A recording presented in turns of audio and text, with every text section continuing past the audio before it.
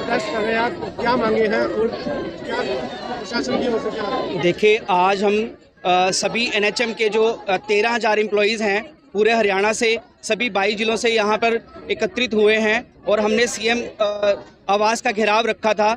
और हमारी जो मुख्य मांग है, जो 24 जून को हरियाणा सरकार द्वारा तुगलकी फरमान दिया गया है कि हमारे जो सर्विस और सेवा नियम थे उनको रोक दिया गया है।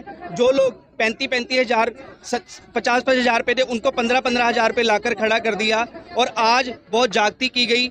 हम आराम से अपना जो है ताऊ देवीलाल में धरना प्रदर्शन कर रहे थे और यहाँ पर जो है पुलिस द्वारा महिलाओं पर लाठीचार्ज किया गया, पानी की बौछारें की गई। और 2018 के अंदर जो एनएचएम एम्प्लॉई को सेवा नियम दिए गए थे उनको वापस ले लिया गया। मैं आप लोगों के माध्यम से बताना चाहूँगा कि बीजेपी सरकार, जिसे हम लोगों ने ही चुना है केंद्र के अंदर और राज्य के अंदर, परंतु आप ये देखिए कि एनएचएम एम्प्लॉई का क्या हाल कर रखा है। मैं आपके माध्यम से बताना चाहूँगा कि पिछले 20 साल के अंदर एनएचएम के इन्हीं महिलाओं ने, इन्हीं जो मेरे भाइयों ने जो दिन रात मेहनत करके कोविड के अंदर लोगों की जानें बचाई और 100% इंस्टीट्यूशनल डिलीवरी, 100% टीकाकरण तथा 100% जो अन्य बीमारियों का रोकथाम के लिए सरकारी सुविधाओं को एक विश्व स्तर की, जिसके ऊपर सरकार अपनी छाती ठोकती है, को लाकर खड़ा कर दिया। परंतु आप ये देखिए, विडंबना ये है कि उन्होंने जो हमें बाईलाज, जो सेवा नियम दिए हुए थे उनको वापस ले लिया और पिछले 3-3, 4-4 महीने से लोगों की सैलरी नहीं आ रही, जिससे परेशान होकर आज यहाँ पर सीएम माननीय उनका घेराव किया गया था। और उसके अंतर्गत हमारे पास पुलिस ने महिलाओं पर लाठीचार्ज भी किया तथा वार्ता विफल रही। और अब जो है, हम जब तक हमारी मांगे पूरी नहीं होंगी हम डटे रहेंगे, हमारा प्रोटेस्ट जारी रहेगा जब तक कि हमें 7वें वेतन आयोग की जो लाभ है नहीं मिल जाता तथा हमारा नियमितीकरण नहीं हो जाता। अभी डीसी और एसपी भी आप लोगों से मिलने आए थे बातचीत करने के लिए, क्या बातचीत थी उनके साथ? देखिए, उन्होंने हमें आश्वासन दिया है कि सीएम साहब से बात हुई है और सुबह 10 बजे का समय रखा गया है, परंतु हम आपको बताते हैं ऐसी बातचीत कम से कम 10 बार 20 बार हो चुकी है, परंतु ढाक के 3 पात रहते हैं। ठीक है, कभी किसी कोई बहाना, कभी अधिकारियों का बहाना, और यह सब जो है पिछले जो 15 साल से चलता आ रहा है। ठीक है, लेकिन हमें बीजेपी सरकार से बहुत उम्मीद है। जो हमारी बहनें, जो हमारे भाई दिन रात अपनी जान की परवाह किए बिना लेबर रूम में, एसएनसीयू में, एम्बुलेंस पर सेवाएं दे रहे हैं और हमने हरियाणा की जो स्वास्थ्य सेवाओं को विश्व स्तर पर लाकर खड़ा कर दिया। हमारा सरकार से विनम्र निवेदन है कि हमारी मांगों को तुरंत माना जाए, 7वें वेतन आयोग के जो वो लाभ हैं वो हमें दिए जाएं और जो 24 तारीख को जो लेटर जारी किया गया था उसे वापस लिया जाए और हमारे सभी सेवा नियमों को लागू कर दिया जाए। क्या नाम है भाई साहब? क्या मेरा नाम सुनील है और मैं जिला अंबाला में स्वास्थ्य विभाग में कार्यरत हूँ।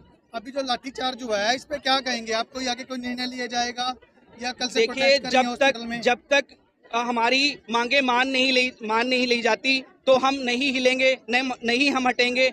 आप लोगों के साथ रहेगा, पूरी जनता हमारे साथ में है। हम इसी तरह अपनी मांगों को लेकर अड़े रहेंगे जब तक हमारी मांगे पूरी नहीं। कामकाज ठप रहेगा इस दौरान? जी, हम कामकाज पर नहीं लौटेंगे, लेकिन हमारा शीर्ष नेतृत्व अभी बातचीत चल रही है, इसके ऊपर जो है निर्णय ले लेगा। क्या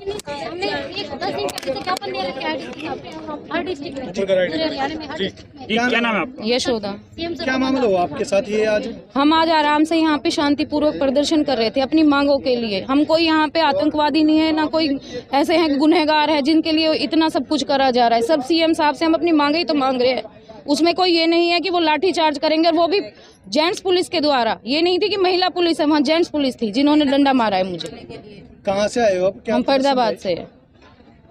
सुबह भी ऐसा ही हुआ हमारे साथ। ये बोल लेंगे प्लीज मेरे से। क्यों सीएम से मांगे खुद क्यों नहीं मिलते? यहाँ हम मिलने के लिए आए इतनी दूर दूर से, 4 डंडे खा लिए। हम क्या आतंकवादी लग रहे हैं जो हमारे ऊपर पानी छोड़ा गया है, हमारे भाई बहनों को पीटा गया है, यहाँ पिट पिट के जा रहे हैं, ये भीग रहे हैं। हम क्या है यहाँ? हम इस देश के नागरिक नहीं है, कर्मचारी नहीं है, हम कहाँ नहीं होते हैं यहाँ पे?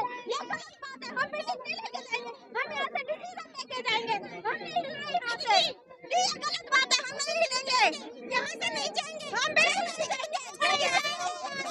से आए हैं, हमें सीएम सर से एक ही मांग है कि हमारा 7वां पे ग्रेड दिया जाए, साथ में हमारे जो बाईलॉ जो फ्रीज किए गए हैं उनको फिर से लौटाया जाए। डीए नहीं मिल रहा हमारा। फिर सर बोलते हैं कि बेटी पढ़ाओ बेटी बचाओ, तो सर को इतना तो देखना है ना कि लाठी चार्ज तो नहीं करवाते हमारे ऊपर। कितने लोग घायल हुए इसमें लाठीचार्ज में? किन किन को चोटें हैं? कुछ कोई आइडिया? आइडिया क्या सर, जो हमारे साथ 10-15 लोग तो हैं ही हैं, और इतना गंदा पानी देखो, हम दूसरा टैंक भी भर के आ गया। सर को ये नहीं कराना चाहिए लाठी चार्ज। हम तो आराम से ही सुबह से अपना धरना प्रदर्शन कर रहे थे, हमने तो कहीं किसी को मारा नहीं, कुछ नहीं किया, तो ऐसा नहीं करना चाहिए था। इन्होंने बहुत गलत किया। कुछ लोग तो नीचे गिर के उठ नहीं पाए हैं, पीछे चोटें लगी। बुजुर्ग थी हमारी रिटायर कर्मचारी, जो रिटायर होने वाली कर्मचारिकाएं हैं, वो यहाँ पे आई हैं, उनके ऊपर उन्होंने लाठीचार्ज किया और वो हाथ जोड़ रही थी कि नहीं लाठीचार्ज मत करो, उन्होंने फिर भी मारा और वो घायल हुई हैं। उनको अभी सिविल हॉस्पिटल लेके जाया गया है। हमारी सीएम सर से एक ही मांग है कि हमारा जो हक है, हम कुछ खैरात में नहीं मांग रहे उनसे, हमारा हक है, हमारा हक है, मांग रहे हैं हमारा हक है, क्योंकि जो हमारे रेगुलर कर्मचारी हैं वो भी ये हक ले रहे हैं और हम उन्हीं के समान काम कर रहे हैं। हम समान काम और समान वेतन की मांग कर रहे हैं और हमारी यही गुजारिश है सीएम साहब से कि वो आए और हमारा ये हक हमें देकर जाएं। नाम क्या जी आपका? मेरा नाम रितु रानी है, मैं एएनएम के पद पर कार्यरत हूँ, जिला अम्बाला।